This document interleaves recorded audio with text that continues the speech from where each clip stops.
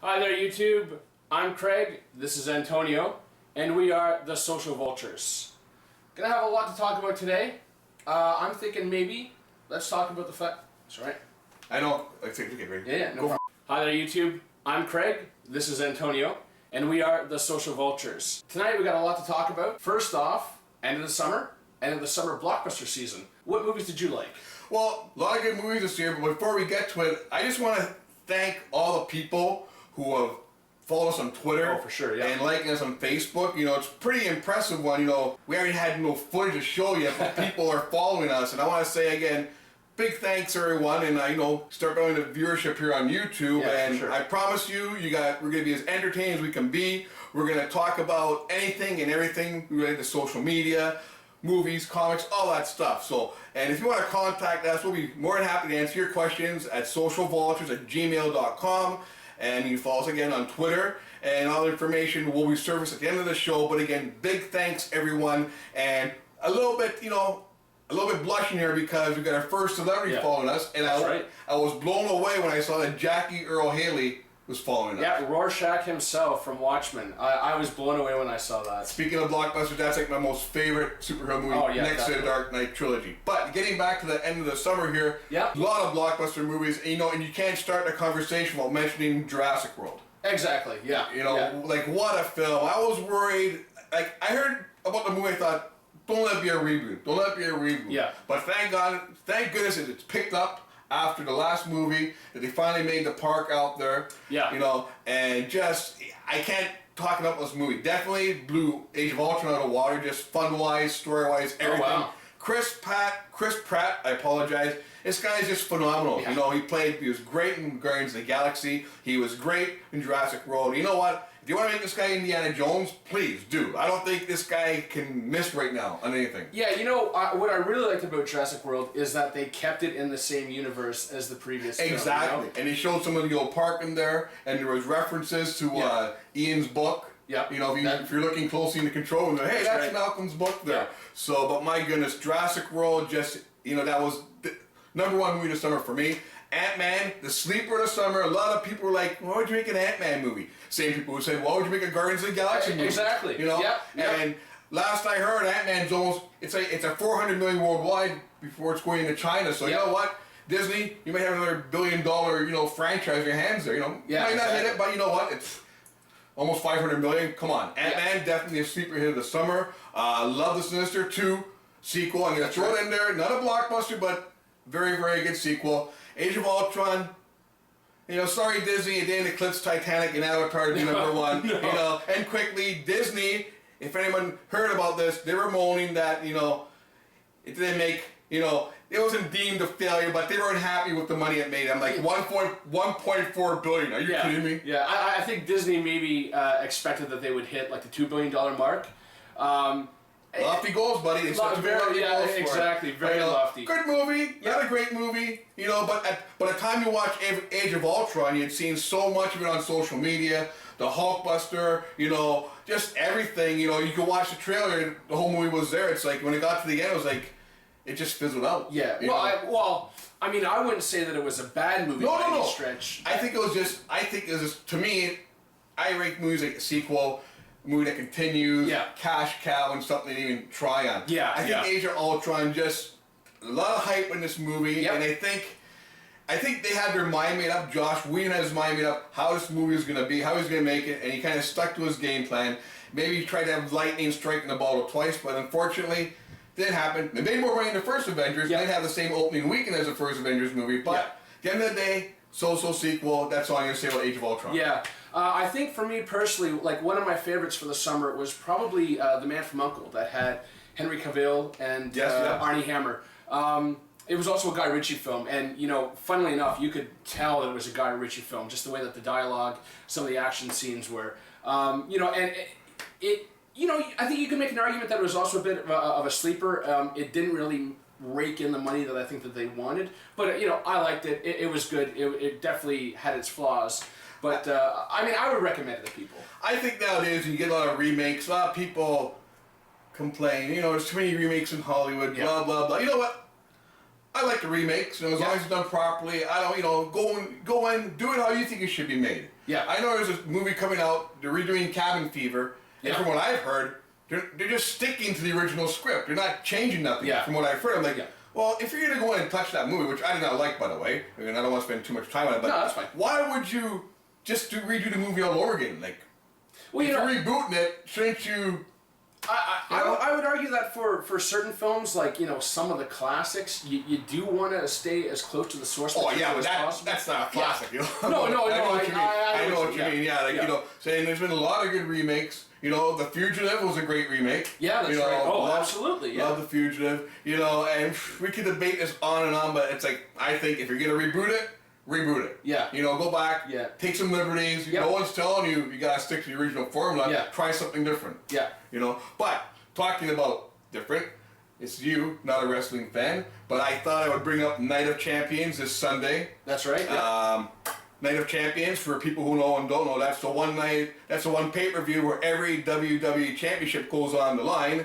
And I won't talk too much about the undercard. It's not a bad undercard, but you got 5 championship matches. You got Seth Rollins, who's going to defend 2 championships that night, 'cause he's a current WWE World Heavyweight Champion. So he has 2 fights? Yep, he's got 2 fights. He's a current U.S. Heavyweight Champion, and he's going to defend the U.S. Championship against John Cena. And in the main event, he's going to defend against Sting, who's going after the championship belt, which he's never held, which is a WWE World Heavyweight Championship. You got the Divas Championship. You got Nikki Bella, who is now the longest reigning Divas Champion, surpassing AJ Lee, going up against Charlotte, who is the daughter of the Nature Boy Ric Flair, who holds the record for 16-time World Heavyweight Championship. And then you got the Dudleys will return from Dudleyville. They're back, and they're going to be taking on the New Day. And then you got the Intercontinental title match, which I'm very excited about, because it's got Canadian content to it. You got Kevin Owens from Montreal challenging Ryback for the Intercontinental Championship. So,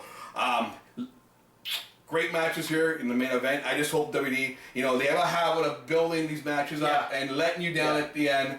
There's a couple of pay-per-views where you sit there and say, really? That's how you're ending this? Just, I don't know, to play with you, or maybe you don't know what the heck they're doing sometimes, but, you just can't put these matches and not follow through. Yeah. But quickly, I'm going to say this. I want to see Kevin Owens bring the Intercontinental Championship home, bring it to Canada. So I'm taking Owens over Ryback. I want to see Charlotte, win one for the Gipper, the old man there. Ric Flair, go Charlotte. Dudley Boys, as much as I love the Dudleys, I want to see them win. I think it's going to be another case of, WWE building it up to look like they're going to take it, and then in the end, the New Day is going to do something, and there'll be a swerve. They'll pull that rug. They'll pull the rug. It's like, really? But they're back for a while. It's not a one-off. The Dudley Boys are fighting. They got a contract. They'll be here for a while. So, and then you got John Cena. And for the record, I do not like John Cena, his wrestling persona. John Cena, the man. John Cena, the work he does for charities. Yeah. The actor. I have no problem or respect him, but I think his character needs a facelift, which they will never do. But I see Cena taking U.S. Championship home for another title reign, and everyone knows who doesn't know, he's like very close to tying Ric Flair for the most World Heavyweight Championship reigns. So Cena's going to take the U.S. Championship, and again in the main event you got Sting. They're building up this first main event, on the WWE pay-per-view. He wasn't WrestleMania, but he was in the main event. So before people start saying he was in the main event, no, he wasn't. He was at WrestleMania fighting Triple H. He was, not the main event. Roman Reigns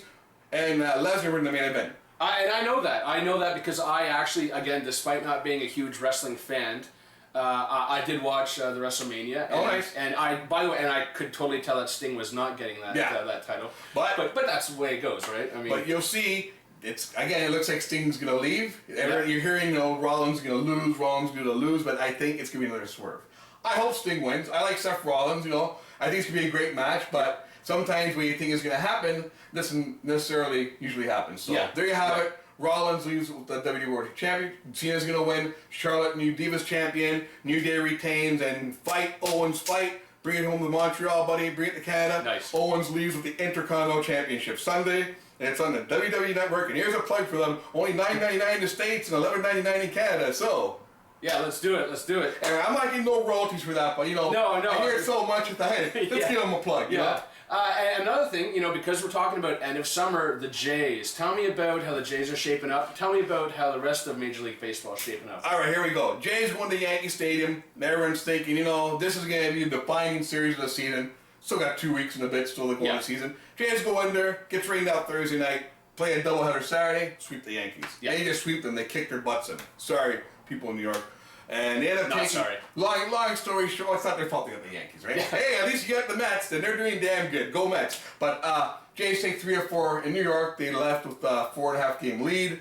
Currently, they're sitting 3 games ahead of the Yankees. So the worst the Jays can do, if anything happens, they'll slide out at first and they'll get one of the wild cards, which then they will play a 1-game playoff against the other wild card team to see who makes it into the ALDS. So go Jays, go. It's their best chance ever. You know, to get back in the playoffs. I think about 16 games left to go. They're currently in Atlanta tonight.